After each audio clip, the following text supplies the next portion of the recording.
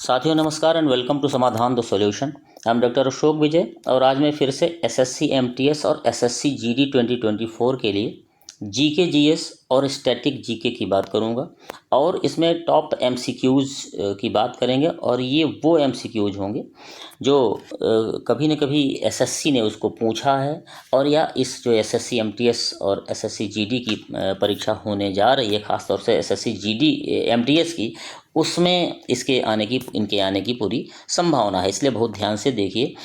इस सीरीज़ की यह चौथी वीडियो है। उम्मीद है कि शुरू की 3 वीडियोज आपने देख ली होंगी। यदि ना देखे हो तो उसको ज़रूर देख लीजिएगा, अच्छी वीडियोज हैं और ये आपके जो परीक्षा है इसमें निश्चित रूप से बेनिफिशियल साबित होगी। पहले की ही तरह कंटेंट की बात करें तो इसमें सारे वही कंटेंट होंगे। संपूर्ण जीके जीएस और स्टैटिक जीके कवर किए गए हैं। History, geography, polity, economy, science, खेल खिलाड़ी, चर्चित व्यक्तित्व, योजनाएं, मेले, लोक नृत्य, पुरस्कार, प्रमुख संस्थान, प्रमुख दिवस, जनगणना, नेशनल पार्क, पुस्तकें, भारत और विश्व में प्रथम क्या है, राजधानी व मुद्राएं, इसके अतिरिक्त भी जो अन्य शेष हैं। तो इस तरह से बहुत ही महत्वपूर्ण वीडियो है। आइए प्रारंभ करते हैं। ध्यान से देखिए, पूरी वीडियो देखिए। पहला प्रश्न है, हिंदुस्तान रिपब्लिकन एसोसिएशन की स्थापना कब हुई? एचआरए की स्थापना कब हुई? एचआरए की बात करेंगे तो option number A is the right answer, 1924। और एचएसआरए की बात करें, एस लग जाएगा, हिंदुस्तान एचएसआरए हिंदुस्तान सोशलिस्ट हो जाएगा यहाँ, रिपब्लिकन एसोसिएशन, तो ये 1928 हो जाएगा। लेकिन यहाँ चूँकि प्रश्न ये है तो 1924, option number A is the right answer. आइए इस पर बात करते हैं। स्थापना स्थल कानपुर है एचआरए का, कानपुर में इसकी स्थापना हुई। संस्थापक जो है सचिंद्र सान्याल, जो कि इसके अध्यक्ष थे, राम प्रसाद बिस्मिल, चंद्रशेखर आज़ाद एवं अन्य साथी। उद्देश्य क्या था? सशस्त्र संघर्ष के माध्यम से ब्रिटिश साम्राज्य की समाप्ति, क्योंकि इन्होंने देख लिया था कि महात्मा गांधी द्वारा जो असहयोग आंदोलन चलाया गया उसके बाद वो समाप्त कर दिया गया जब वह चरम पर था। इससे बड़ी निराशा और बड़ा क्रोध इन लोगों को था और उसके बाद उन्होंने यह सशस्त्र संघर्ष का माध्यम चुना। और एक और बात थी कि उन्होंने देखा कि बहुत कम संख्या में अंग्रेज हैं और इतने बड़े देश पर राज्य कर रहे हैं, तो वो उन्होंने कहा कि केवल एक कारण था कि उनके पास अच्छे अस्त्र शस्त्र थे।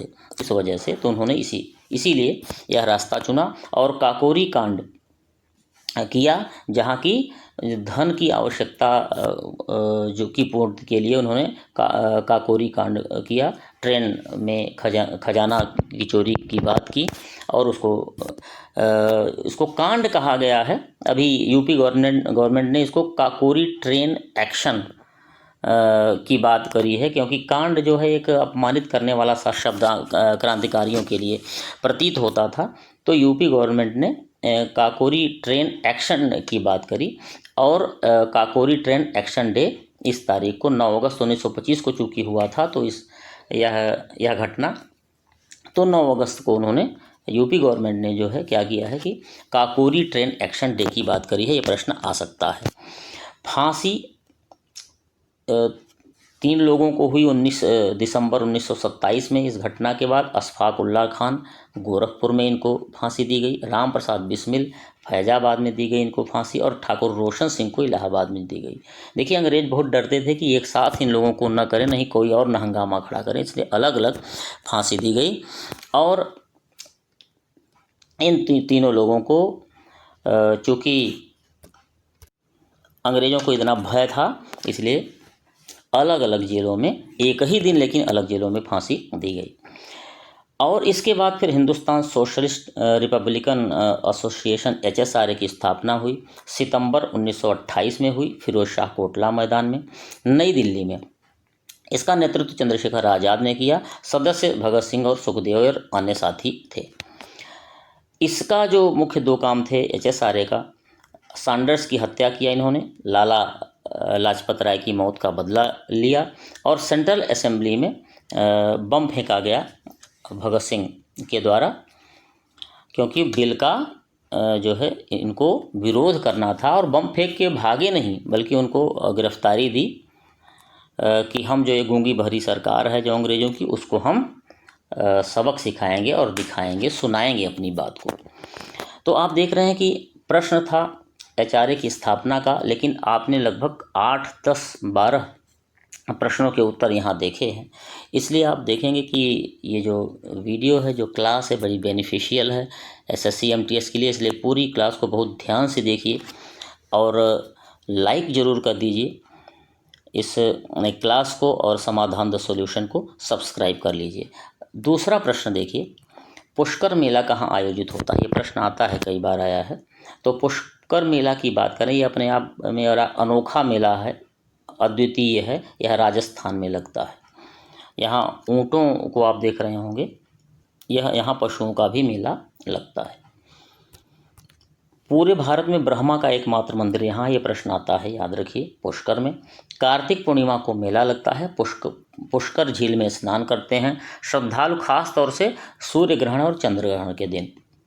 प्रसिद्ध पशु मेला लगता है। पशुओं से संबंधित कार्यक्रम होते हैं और श्रेष्ठ नस्ल के पशुओं को पुरस्कार दिया जाता है। राजस्थान के अन्य मेलों की बात करें तो कोलायत मेला और मरुस्थल मेला, ये दोनों परीक्षा में खूब आते हैं, इसलिए बहुत ध्यान से देख लें। नेक्स्ट, तीसरा प्रश्न है, पृथ्वी दिवस कब मनाया जाता है? When is the earth day celebrated? तो अर्थ डे यहाँ से देख भी रहे होंगे, 22 अप्रैल को मनाया जाता है। Option number D is the right answer. April के कुछ महत्वपूर्ण दिवस देख लें। 7 अप्रैल को विश्व स्वास्थ्य दिवस, 14 अप्रैल को अंबेडकर जयंती होती है, आपको पता है।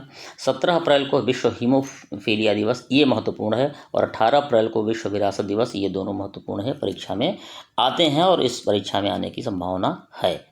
नेक्स्ट, चौथा प्रश्न है, जंग लगने के लिए क्या आवश्यक है? रस्टिंग के लिए क्या आवश्यक है? तो देखिए, रस्टिंग के लिए 3 चीज़ चाहिए, लोहा, ऑक्सीजन और आर्द्रता यानी humidity. Option number A is the right answer. जंग लगना एक रासायनिक प्रक्रिया है, एक केमिकल प्रोसेस है। जंग लगने पर पदार्थ का भार बढ़ जाता है, याद रखिएगा। हमको लगता है कि जंग लगने पर लोहे का क्षरण होता है तो भार कम हो जाएगा, लेकिन ऐसा नहीं है, भार बढ़ जाता है। लोहा और नमी, ऑक्सीजन तीनों मिलकर आयरन ऑक्साइड, फेरस ऑक्साइड बनाते हैं, Fe2O3, और इसी की जो परत जम जाती है लोहे पर, उसे कहते हैं जंग। तो जंग का नाम क्या है? Ferrous oxide, iron oxide. इधर चित्र में देखेंगे कि पहले लोहा इस तरह से था, जंग लगने के बाद रंग बदल गया, और ये ऑक्सीजन, लोहा और ये वाटर इधर से आ रहा है नमी के रूप में। ये तीनों चीज़ें मिल जाएंगी, ये 3 चीज़ें, तो क्या होगा? जंग लगेगा। नेक्स्ट, 5वां प्रश्न, संयुक्त राष्ट्र संघ यूएनओ कब बना? When was the United Nations Organization established? तो ये आप भली भांति जानते हैं। Option number B will be the right answer, 1945 में। आइए इसके बारे में जो महत्वपूर्ण पॉइंट्स हैं जो कि परीक्षा में आने योग्य हैं वो देखते हैं। यूएनओ का फुल फॉर्म जो है यूनाइटेड नेशंस ऑर्गेनाइजेशन है। स्थापना 24 अक्टूबर 1945 को आपको रटा हुआ होगा। मुख्यालय न्यूयॉर्क USA में है। कार्य करने की भाषाएं 2 हैं, अंग्रेजी और फ्रेंच, लेकिन मान्यता प्राप्त भाषाएं 4 हैं, चीनी, रशियन, अरबी और स्पेनिश। IMF जो है 1945 में, वर्ल्ड बैंक भी 1945 में स्थापित हुए एक साथ, और दोनों का मुख्यालय कहाँ है? Washington DC। लेकिन कभी पूछे IMF का काम क्या है, तो आप बताएंगे तरलता यानी लिक्विडिटी की कमी को दूर करना, बढ़ाना है। लिक्विडिटी यानी पैसे की कमी, नोट की कमी न होने पाए किसी भी देश को कोई चीज़ खरीदने के लिए और भुगतान करने के लिए। और वर्ल्ड बैंक का काम क्या है? ये जो है जो अंडर डेवलप्ड कंट्रीज हैं उनके डेवलपमेंट के लिए ऋण देता है। UNDP United Nations Development Programme है और यह 1965 में प्रारंभ हुआ था। बड़ा महत्वपूर्ण प्रोग्राम है, गरीबी हटाने के लिए यह प्रोग्राम चलाया गया। और आप समझिए इसका नाम आ सकता है क्योंकि वर्तमान में शेख हसीना के बाद जो अभी बांग्लादेश के जो है कार्यवाहक अध्यक्ष हुए हैं, कार्याध्यक्ष हुए हैं, मोहम्मद यूनुस खान। तो जो मोहम्मद यूनुस खान हैं ये UNDP से जुड़े हुए थे और इसी में कार्य करने की वजह से इनको क्या हुआ, क्या पुरस्कार मिला? नोबेल प्राइज़ पुरस्कार, नोबेल प्राइज़ मिला था। इसलिए UNDP याद रखें। वीपो विश्व बौद्धिक संपदा संगठन 1967 में स्थापित हुआ, मुख्यालय जिनेवा स्विट्जरलैंड में है। और WTO का भी मुख्यालय जिनेवा स्विट्जरलैंड में है। यह 1995 में स्थापित हुआ। और WTO की बात करेंगे, वर्ल्ड ट्रेड ऑर्गेनाइजेशन, तो यह वर्तमान में विश्व का व्यापार से संबंधित सबसे बड़ी संस्था है। तो इस तरह से आप देख रहे हैं कि क्या कंटेंट है, क्या लेवल है। एक बार लाइक और सब्सक्राइब जरूर कर लीजिएगा। छठा प्रश्न है, किस महाद्वीप से होकर कर्क रेखा, भूमध्य रेखा और मकर, ये तीनों रेखाएं गुजरती हैं, यानी Tropic of Cancer, Tropic of Capricorn और इक्वेटर, ये तीनों किस महाद्वीप से होकर गुजरती हैं? तो ये भैया महाद्वीप है अफ्रीका। आप देखिए, ये जो पीला वाला भाग है ये अफ्रीका है, ये, और ये क्या है? कर्क रेखा। ये क्या है? भूमध्य रेखा। और ये क्या है? मकर रेखा। तीनों रेखाएं इस पीले भाग से होकर गुजर रही हैं, सो अफ्रीका से तीनों रेखाएं गुजरेंगी, ये सही उत्तर है। सातवां प्रश्न है, फिनलैंड की राजधानी क्या है? तो फिनलैंड की राजधानी क्या है? Helsinki. Option number B is the right answer.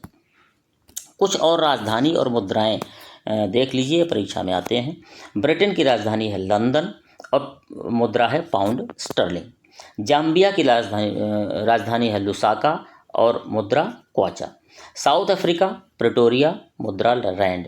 Australia Canberra, Australian dollar. Italy का रोम, यूरो। फ्रांस का पेरिस, यूरो। जर्मनी की बर्लिन और मुद्रा है यूरो। इसलिए ध्यान से पढ़ लीजिए, एक दो बार दिमाग में रखिए। आठवां प्रश्न है, महावीर स्वामी को किस नदी के तट पर ज्ञान प्राप्त हुआ? तो किस नदी के तट पर हुआ? तो ये नदी का नाम है Rijupalika. Option number C is the right answer. इनके बारे में फैक्ट्स देखिए।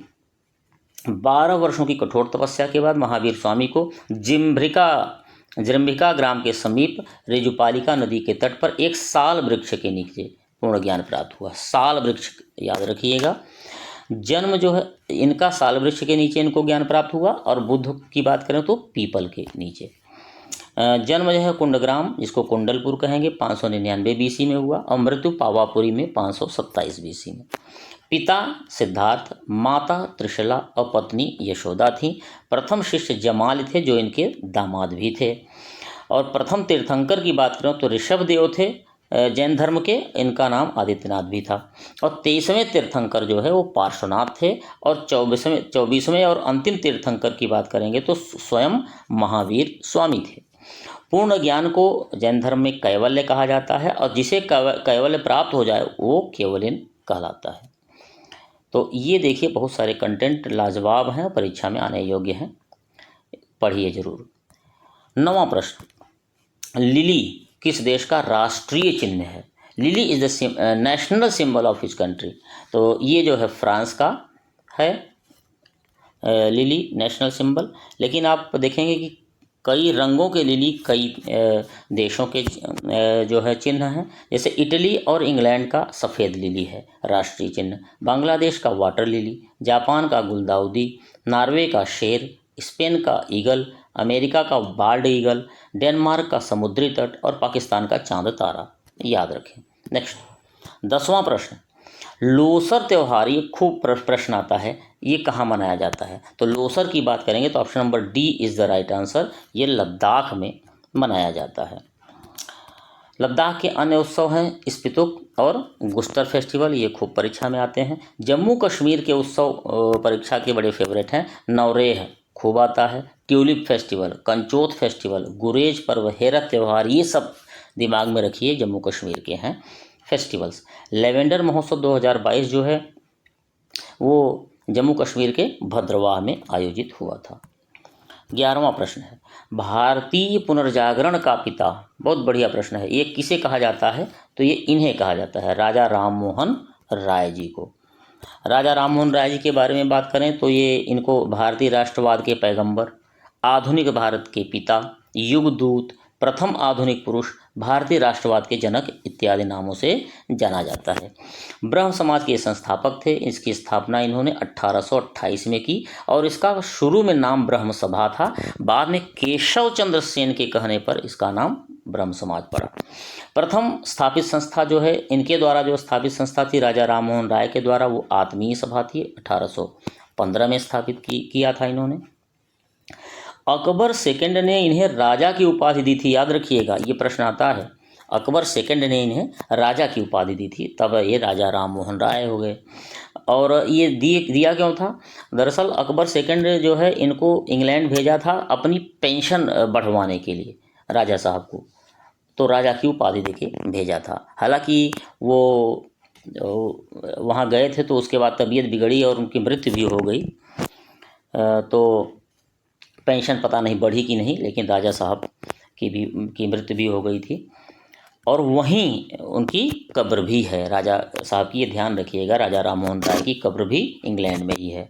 भारतीय ब्रह्म समाज केशव चंद्र सेन ने स्थापित किया 1866 में। देव समाज की स्थापना शिव नारायण अग्निहोत्री ने की और प्रार्थना समाज की स्थापना आत्माराम पांडुरंग ने की। ये सब समाज जो हैं, जो सोसाइटीज हैं, ये सब परीक्षा में आते हैं। नेक्स्ट है, अमीर खुसरो किस सूफी संत के शिष्य थे? अमीर खुसरो की बात करें तो ये शेख निजामुद्दीन औलिया के शिष्य थे। Option number A is the right answer. Sheikh Nizamuddin Auliya. Amir Khusro एक कवि, गायक, संगीतकार और लेखक सब थे। जन्म इनका एटा यूपी में हुआ था। खड़ी बोली के जनक माने जाते हैं। सितार, तबला, कव्वाली के आविष्कारक थे। देखिए क्या महत्वपूर्ण चीज़ों के आविष्कार इन्होंने किए हैं। और तूतीय हिंद यानी हिंदुस्तान का तोता की भी उपाधि इनको दी गई है। तो ये बड़े महत्वपूर्ण हैं, इन सब फैक्ट्स को याद रखें। 13वां प्रश्न, भारत के किस राज्य की विधानसभा ने शून्यकाल शुरू करने की घोषणा की है? 0 आवर शुरू करने की घोषणा किस विधानसभा ने की है? तो इस विधानसभा ने की है, हिमाचल प्रदेश ने। Option number B is the right answer. ये शून्यकाल क्या है? शून्यकाल जो है प्रश्नकाल के बाद आता है। अब प्रश्नकाल कब आता है? 11 से 12, 1 घंटे का होता है प्रतिदिन। यहीं से शुरुआत होती है कार्रवाई की, लोकसभा की। तो 11 से 12 प्रश्नकाल, उसके बाद शून्यकाल। तो ये जो शून्यकाल है ये 12 से 1 बजे होगा। और अभी तक संसद में होता था, अब ये हिमाचल प्रदेश की विधानसभा में भी होगा। और इसमें प्रश्न पूछने से पहले सूचना देने की आवश्यकता नहीं होती, यानी तत्काल प्रश्न पूछा जा सकता है। नेक्स्ट 14वां प्रश्न है, बांग्लादेश का गांधी किसे कहते हैं? प्रश्न कई बार आया है। तो बांग्लादेश के गांधी केवल एक हैं, शेख मुजीबुर रहमान। और ये कौन हैं? ये हैं शेख हसीना के पिता। अभी ये चर्चा में है बांग्लादेश और शेख हसीना, इसलिए प्रश्न आ सकता है।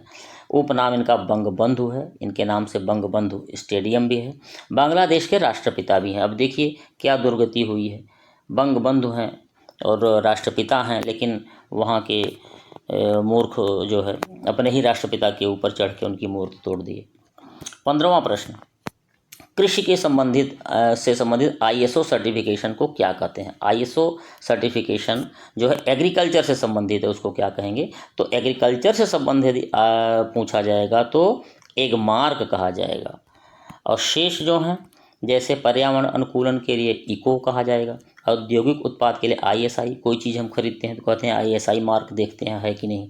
खाद्य सुरक्षा के लिए 22,000, पर्यावरण प्रबंधन के लिए 14,001 और फल के लिए FPO, ये सर्टिफिकेशन देखते हैं। 16वां प्रश्न, राजीव गांधी खेल रत्न पुरस्कार प्राप्तकर्ता प्रथम खिलाड़ी कौन है? फर्स्ट प्लेयर जो है ऑब्टेनिंग राजीव गांधी खेल रत्न अवार्ड।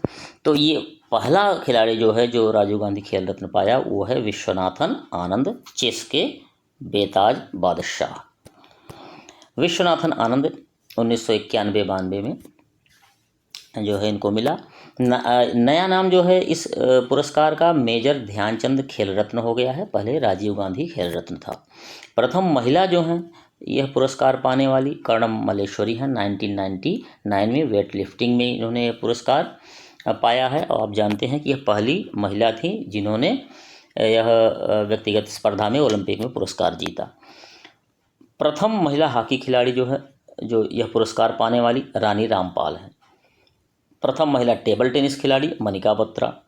प्रथम महिला बैडमिंटन खिलाड़ी साइना नेहवाल और प्रथम महिला टेनिस खिलाड़ी सानिया मिर्जा हैं, जो कि यह मेजर ध्यानचंद खेल रत्न पुरस्कार पाने वाली हैं। और याद रखिए ये मेजर ध्यानचंद खेल रत्न पुरस्कार यह खेलों का सबसे बड़ा पुरस्कार है। नेक्स्ट उत्तर रेलवे का मुख्यालय कहाँ है? Headquarter of northern railway. तो option number A is the right answer, नई दिल्ली में है। कुछ रेलवेज के मुख्यालय से प्रश्न आते हैं, देख लीजिए। उत्तर मध्य रेलवे एनसीआर जो है प्रयागराज में है। मध्य रेलवे और पश्चिम रेलवे दोनों का मुंबई में है। दक्षिण रेलवे चेन्नई में। पूर्व मध्य रेलवे हाजीपुर बिहार में है, ये प्रश्न आता है। पूर्वोत्तर रेलवे गोरखपुर में, ये भी प्रश्न आया हुआ है। अब आप देखिए, भारतीय रेल का राष्ट्रीयकरण 1950 में हुआ। रेलवे का राष्ट्रीयकरण, नेशनलाइजेशन ऑफ रेलवे। पहली यात्री रेल जो है 1853 में चली, मुंबई से ठाणे तक। रेलवे बोर्ड की स्थापना 1905 में। देखिए, रेलवे बोर्ड की स्थापना 1905 में और रेलवे भर्ती बोर्ड की स्थापना 1985 में हुई। और पहली बिजली की ट्रेन 1925 में चली थी। ये फैक्ट्स याद रखें। नेक्स्ट 18वां प्रश्न, भारत में दशकीय जनगणना का प्रारंभ कब हुआ? यानी 10 सालों में जनगणना जो होती है वर्तमान में, ये प्रारंभ कब हुआ? तो यह जनगणना प्रारंभ, देखिए ये थोड़ा कन्फ्यूजन में मत रहिए। 1872 जो है वो पहली जनगणना हुई, पहली बार जनगणना हुई। लेकिन 1881 में जो है, ये सही उत्तर है कि दशकीय जनगणना जो है पूछेगा। तो एक डिकेड में 10 सालों में जनगणना हर 10 साल में होने लगी, ये 1881 में शुरू हुई है। तो जनगणना का प्रारंभ 1872 में हुआ था और लॉर्ड मेयो के काल में। लेकिन दशकीय या जिसको वैज्ञानिक जनगणना भी कहेंगे, यह 1881 में शुरू हुई लॉर्ड रिपन के कार्यकाल में। जनसंख्या का विभाजन वर्ष 1911 को कहा जाता है, क्योंकि 11 से 21 के बीच में जनसंख्या क्या हो गई थी? माइनस में हो गई थी। एक दशक में एकमात्र ही दशक है जबकि माइनस में हुई थी, कम हो गई थी। जनगणना अधिनियम जो है 1948 में आया। 2011 की जनगणना की बात करें तो ये 15वीं जनगणना है, याद रखिएगा। इसके आयुक्त जो है चंद्रमौल थे। और थीम जो है आर सेंसस आर फ्यूचर, हमारी जनगणना हमारा भविष्य है, ये थीम है, इसको याद रखें। नेक्स्ट 19वां प्रश्न, अंतर्राष्ट्रीय ओलंपिक समिति की पहली भारतीय महिला सदस्य कौन है? तो पहली भारतीय महिला जो है अंतर्राष्ट्रीय ओलंपिक समिति की, यानी जो है इंटरनेशनल ओलंपिक कमेटी की, आईओसी की जो हैं वो मेंबर हैं कौन? Nita Ambani. Option number C सही उत्तर है। और पॉइंट्स देखिए, अंतर्राष्ट्रीय ओलंपिक समिति की स्थापना 23 जून 1894 की हुई थी। यह 23 जून याद रखिएगा। इसका मुख्यालय लोसाने स्विट्जरलैंड में है। आधुनिक ओलंपिक का प्रारंभ 1896 में एथेंस यूनान से हुआ। यूनान से ही शुरू में ही हुआ था और आधुनिक ओलंपिक दोनों भी यूनान से प्रारंभ हुए थे। ओलंपिक दिवस जो है 23 जून को मनाया जाता है। 23 जून 1948 से मनाना प्रारंभ हुआ। अब 23 जून क्यों है? क्योंकि 23 जून को ही अंतर्राष्ट्रीय ओलंपिक समिति की स्थापना हुई थी, याद रखें। ओलंपिक के 5 जो चक्र हैं, ये 5 महाद्वीपों के प्रतीक हैं। हालांकि आप जानते हैं कुल 6 महाद्वीपों में लोग रहते हैं, तो यहाँ 5 महाद्वीप इसलिए कहा गया क्योंकि लाल चक्र जो है वो उत्तरी व दक्षिणी अमेरिका दोनों का प्रतीक है। नीला चक्र यूरोप का, पीला एशिया, काला अफ्रीका और हरा ऑस्ट्रेलिया का प्रतीक है। ये रंग से इनके कॉन्टिनेंट्स को याद रखें। 20वां प्रश्न, टमाटर के लाल रंग के लिए कौन सा जैव वर्णक उत्तरदायी है? जो बायोपिगमेंट है ये कौन सा है? तो ये देखिए, लाल रंग के लिए, टमाटर के लिए क्या क्या ज़बरदस्त टमाटर है लाल रंग का, ये लाइकोपीन उत्तरदायी है। लाल रंग का टमाटर जो है ये लाइकोपीन की वजह से है। देखिए कुछ और देखें, जो इसमें हार्मोन्स हैं। फ्लोरिजेन जो है फूल खिलने में सहायक प्रोटीन हार्मोन है। कैरोटीन जो है गाजर के रंग के लिए उत्तरदायी है। लैक्टोजेनिक ये माता में दुग्ध जनक हार्मोन है। माताओं में दुग्ध आता है बच्चों को पिलाने के लिए, इसकी वजह से। ट्राउमेटिन ये पौधों के घाव भरने में सहायक हार्मोन है। तो ये जो पॉइंट्स हैं इनको बिल्कुल याद कर लीजिए। 21वां प्रश्न है, नेहरू कप का संबंध किससे है? तो नेहरू कप की बात करेंगे तो भाई basketball is the right answer. ये कप बास्केटबॉल का है, नेहरू कप। और नेहरू कप और फेडरेशन कप, ये 2 कप परीक्षा में पूछे जाते हैं बास्केटबॉल के लिए। हॉकी की बात करें तो Dhyan Chand Cup, Aga Khan Cup, Beighton Cup और वेलिंगटन कप। फुटबॉल की बात करें तो Rovers Cup, Subroto Cup, Durand Cup खूब आता है, आशुतोष मुखर्जी कप। गोल्फ की बात करेंगे तो बागर कप, सर्किट कप और राइडर कप, ये 3 परीक्षा में एसएससी में पूछे जाते हैं। नेक्स्ट 22वां, विश्व मौसम विज्ञान संगठन WMO कहाँ स्थित है? तो WMO यानी वर्ल्ड मेट्रोलॉजिकल ऑर्गेनाइजेशन, ये कहाँ स्थित है? तो ये है भैया, again option number D is the right answer, ये है जिनेवा में। मनीला में की बात करें तो अंतर्राष्ट्रीय चावल अनुसंधान संस्थान है, खूब आता है प्रश्न। रोम में है Food and Agriculture Organization, FAO का मुख्यालय। और बोगोर ये इंडोनेशिया में है शहर, और ये अंतर्राष्ट्रीय वानिकी अनुसंधान केंद्र, इंटरनेशनल फॉरेस्ट्री रिसर्च सेंटर है, ये बोगोर इंडोनेशिया में है। 24वां प्रश्न है, ऋग्वेद की मूल लिपि यानी बेसिक स्क्रिप्ट क्या है ऋग्वेद की? तो बेसिक स्क्रिप्ट जो है ऋग्वेद की है ब्राह्मी लिपि, ऑप्शन नंबर बी सही उत्तर है।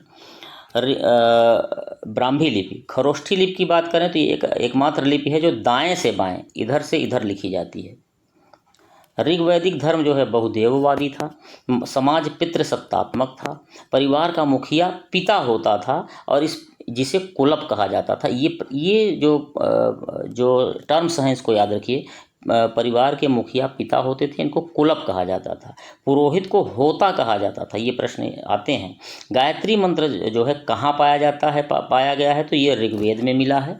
और तमसो माँ ज्योतिर्गमय, ये बृहदारण्यक उपनिषद में मिला है, तमसो माँ ज्योतिर्गमय।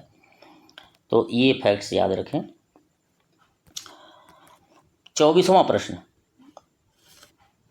अमेरिका का शहर शिकागो किस झील के किनारे स्थित है? तो अमेरिका का शहर शिकागो की बात करेंगे तो ये जो है ऑप्शन नंबर डी सही होगा, मिशिगन झील के किनारे स्थित है। देखिए 5 झीलें मुख्य हैं जो है अमेरिकन कॉन्टिनेंट में, इसमें 5 में से यही केवल एक ऐसी झील है जो कि केवल USA में है। इसके बाद और अन्य देशों से होकर झीलें लगी हुई हैं। सुपीरियर झील जो है वो सबसे बड़े मीठे पानी की झील है। सुपीरियर, न्यूरोन, एरी, ओंटेरियो, ये 4 झीलें कनाडा और USA की सीमा पर हैं। विनिपेग झील जो है ये कनाडा में है और गेहूं की सबसे बड़ी मंडी यहीं है, ये इसके लिए जानी जाती है। अथावस्का झील जो है वो कनाडा में ही है, लेकिन यहाँ यूरेनियम के भंडार बहुत मिलते हैं, इसके लिए जाना जाता है। सुपीरियर और ह्यूरोन झीलों के बीच में एक नहर है, इसको कहते हैं सू नहर, ये फैक्ट याद रखें। अब 25वां और अंतिम प्रश्न आ गया, PM सूर्यघर मुफ्त बिजली योजना, ये बड़ी महत्वपूर्ण योजना की घोषणा की गई है। प्रति माह कितनी यूनिट बिजली मुफ्त में दी जाएगी इस योजना के अंतर्गत? तो प्रति माह इस योजना के अंतर्गत एक जो सोलर एनर्जी से संबंधित है 300 यूनिट बिजली दी जाएगी, option number C is the right answer. 1 crore परिवारों को दिया जाएगा। बजट 2024 में ये प्रावधान किए गए हैं। इसमें मुद्रा योजना का जो धनराशि है 10 लाख थी वो बढ़ाकर 20 लाख किया गया है। मुद्रा की बात करें तो इसका फुल फॉर्म परीक्षा में आ सकता है micro units development and refinance agency, ये है मुद्रा की मुद्रा योजना में जो मुद्रा है उस टर्म का पूरा नाम। पूर्वोदय योजना एक लॉन्च की गई है नई योजना, इसमें 5 राज्यों उड़ीसा, वेस्ट बंगाल, झारखंड, बिहार और आंध्र प्रदेश, इनके लिए विशेष धन की बात की गई है। प्रधानमंत्री गरीब कल्याण अन्न योजना PMGKAY का विस्तार जो है 2028 तक कर दिया गया है, यानी तब तक 5 किलोग्राम प्रति यूनिट खाद्यान्न मुफ्त में परिवारों को दिया जाएगा। तो साथियों आपने देखा कि ये कंटेंट था, जो इस कंटेंट का लेवल था, जो इसके परीक्षा में आने की संभावना है, और आप की परीक्षा में जो ये आपको बढ़ाने में जो ये मदद करेगा, जिस तरह से मदद कर पाएगा आपने समझ लिया होगा।